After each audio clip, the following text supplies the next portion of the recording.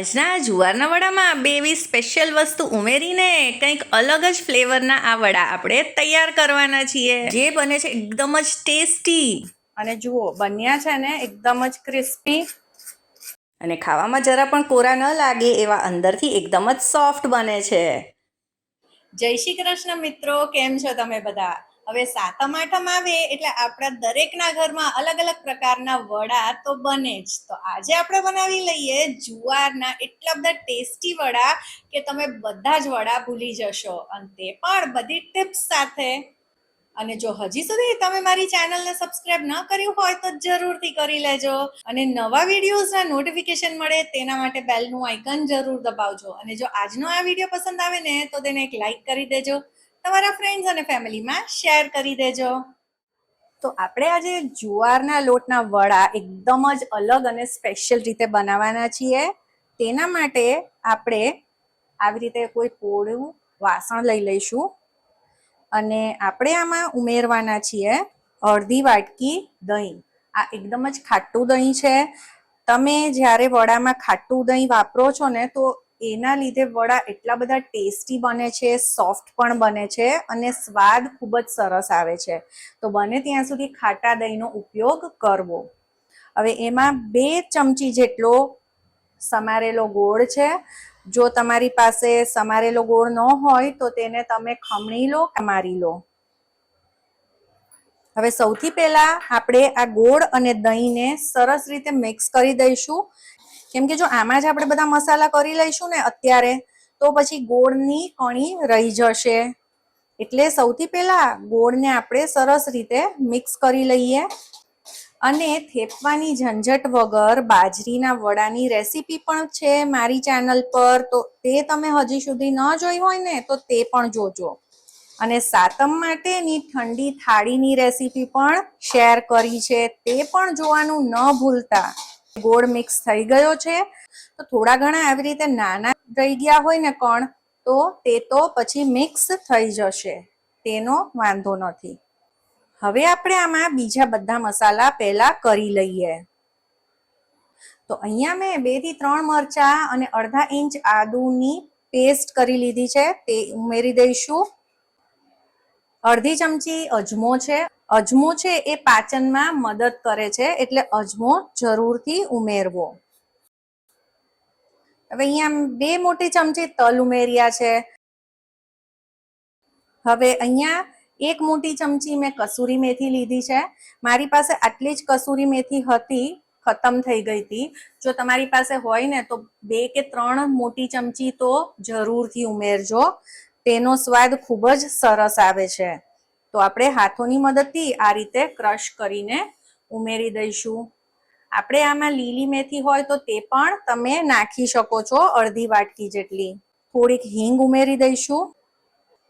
અડધી ચમચી હળદર, 1 ચમચી કાશ્મીરી લાલ મરચું છે. તમે જે પણ મરચું ખાતા હોય તે ઉમેરી શકો છો, અને તીખાશ તમારા સ્વાદ પ્રમાણે નાખી શકો છો. હવે જે 2 વસ્તુ આપણે ઉમેરવાના છીએ તે એકદમ જ મેઇન છે. તો આ છે અથાણાનો મસાલો. જો તમે ઘરે જ મસાલો તૈયાર કરતા હોય તો તેમાંથી 1 ચમચી આ મસાલો ઉમેરવો, અને નહીતર બારે રેડીમેડ પણ મસાલા આવે છે અથાણાના, તો તેમાંથી આ રીતે ઉમેરવો. તો આ વડામાં આ મસાલાનો સ્વાદ ખૂબ જ સરસ આવે છે, તો અચૂકથી ઉમેરજો. અને હવે ઉમેરશું 1 ચમચી અથાણાનું તેલ. તો આ અથાણાની ઉપર જે તેલ હોય તેમાંથી લીધેલું 1 ચમચી તેલ છે. આ ખાટા અથાણાનું તેલ છે. તો તમારી પાસે કોઈ પણ ખાટું અથાણું હોય, ચણા મેથીનું હોય કાં તો પછી ગુંદા કેરીનું હોય, તે કંઈ પણ આમાં નાખી શકો છો. સાથે જ હવે અહીંયા થોડાક લીલા ધાણા ઉમેર્યા છે. આ પણ ઓપ્શનલ છે, જો નાખવા હોય તો નાખી શકો છો. હવે લીલા ધાણા અને જો લીલી મેથી ઉમેરતા હો તો આ વધારે દિવસ માટે તમે એને સ્ટોર નહીં કરી શકો. હવે આ બધી જ વસ્તુને મિક્સ કરી લઈશું.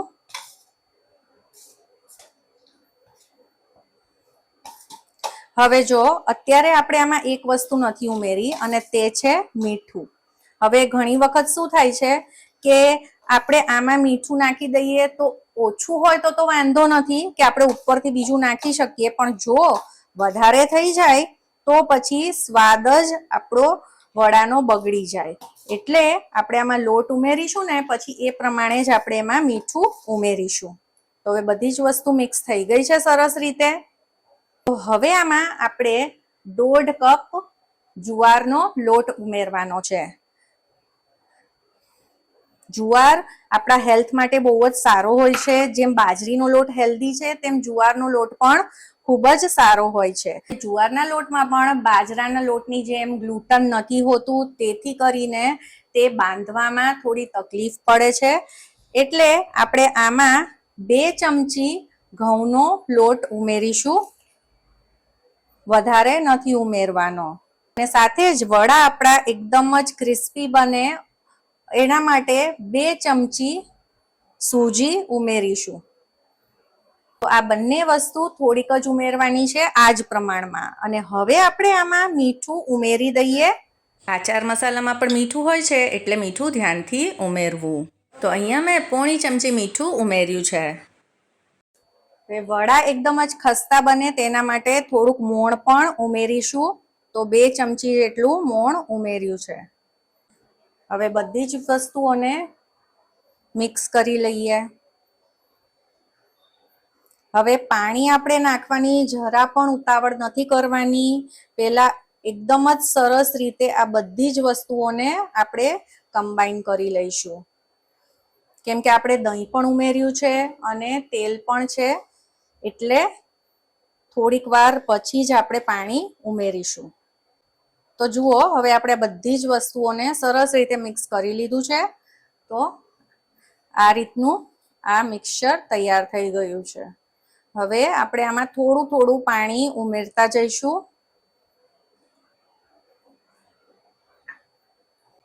આપણે આનો મીડિયમ સોફ્ટ ડો બનાવવાનો છે. બહુ જ કઠણ નથી બનાવવાનો, નહીતર પછી વડા થેપવામાં મુશ્કેલ પડશે. અને આજના વડા તો આપણે થેપીને જ બનાવવાના છીએ, પણ જો તમારે વણીને પણ બનાવવા હોય તો મારા બાજરીના વડાની રેસીપી અચૂકથી જોજો. કેમ કે તેમાં બહુ જ સહેલી રીતે એક સાથે ઘણા બધા વડા બનાવી શકાય તે રીતે વણીને બનાવ્યા છે. હવે આ બધો જ લોટ સરસ રીતે બંધાઈ ગયો છે. તો હવે આપણે આ લોટને 2 મિનિટ માટે મસળવાનો છે.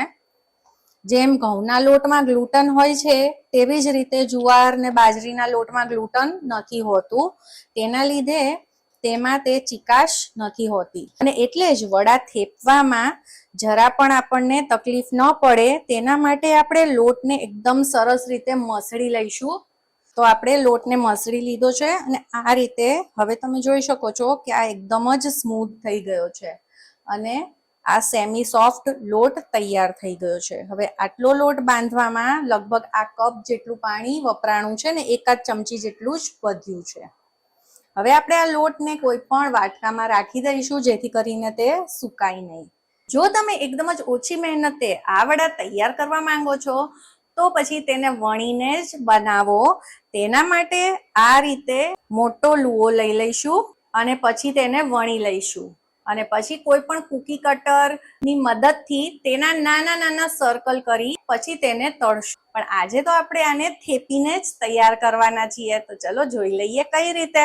તો આપણે આ લોટને કોઈ પણ બોલમાં રાખી દઈશું જેથી કરીને તે સુકાઈ ન જાય. અને આનો થોડો પાર્ટ લઈ લઈશું અને બીજા લોટને ઢાંકી દઈશું, નહીતર આ તરત જ સુકાઈ જશે. હવે આમાંથી આપણે નાનો પાર્ટ આ રીતે લેવાનો અને તેનો બોલ બનાવવાનો અને પછી હથેળીની વચ્ચે આ રીતે આ ભાગ જ્યાં આવતો હોય ત્યાં તેને પ્રેસ કરવાનું.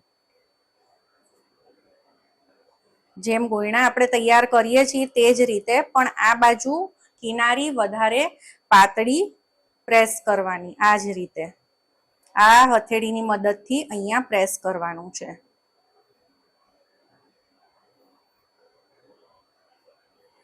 તો જુઓ, આ રીતે આ વડા તૈયાર થઈ જશે.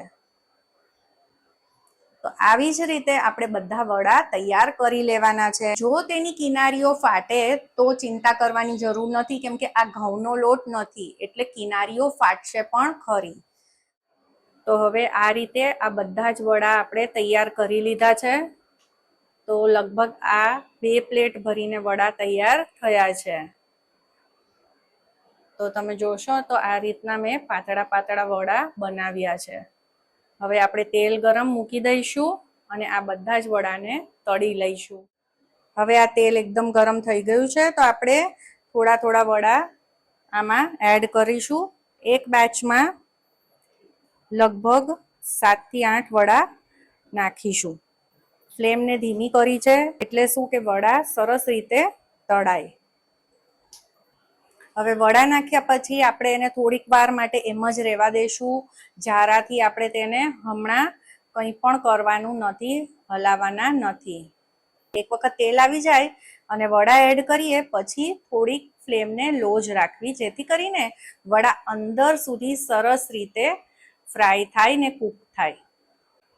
હવે 1 મિનિટ થઈ ગઈ છે તો આપણે વડાને સેજ આ રીતે મૂવ કરશું,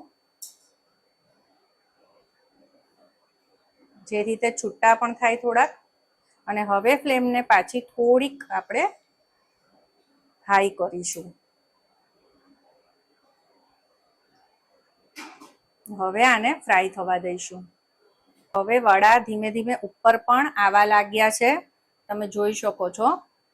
એટલે આપણે ફરીથી વડાને આ રીતે થોડાક છૂટા પાડી દઈશું અને હવે તેને પલટાવી પણ લઈશું. હવે જો તમને દેખાતું હશે કે આ વડા હવે ફૂલાવા લાગ્યા છે. પાછી મેં ફ્લેમને થોડીક લો કરી દીધી છે. તો લગભગ 3-1 મિનિટ લાગે છે આ વડાને તળાતા. હવે આ વડા બંને બાજુથી સરસ ગોલ્ડન ક્રિસ્પી થઈ ગયા છે. તો હવે આપણે આને બહાર કાઢી લઈશું. વડાને આ રીતે થોડા ક્રિસ્પી કરવા જરૂરી છે, નહીતર પછી થોડી વાર પછી તે થોડાક સોફ્ટ થઈ જશે. તો આ રીતે થોડા કડક કર્યા હશે તો ઝાઝા દિવસ પણ તે રહેશે, તેની શેલ્ફ લાઈફ વધી જાય છે. તો આ આપણે વડા કાઢી લઈશું. તો બહારથી એકદમ જ ક્રિસ્પી અને અંદરથી એકદમ જ સોફ્ટ એવા આ જુવારના વડા તૈયાર છે. હવે સાતમ આઠમ હોય કે ના હોય, આ વડા તો એમને એમ ગમે ત્યારે ખાઈએ ને તો મજા જ પડી જાય. અને જુઓ બન્યા છે ને એકદમ જ ક્રિસ્પી.